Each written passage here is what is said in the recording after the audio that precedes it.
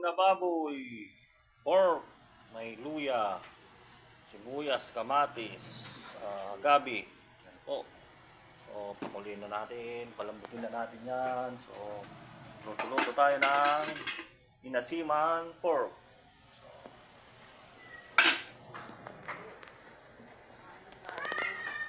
Hi! Ito tayo mga boss. So, lagay na natin yon. Ako na lang.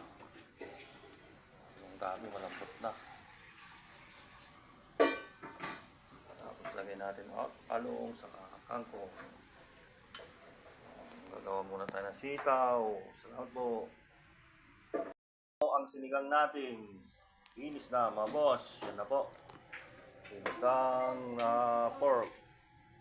Masarap sa tag-ulan. Salamat po.